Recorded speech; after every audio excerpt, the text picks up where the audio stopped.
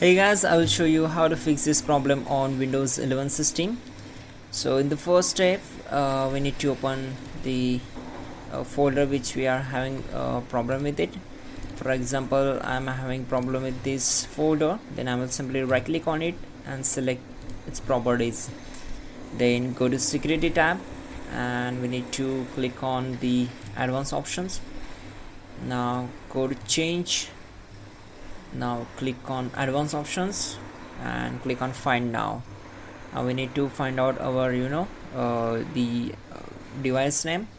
So select this, select your device name and click on OK. You can check it here and then click on OK. Once done, click on the apply and then OK.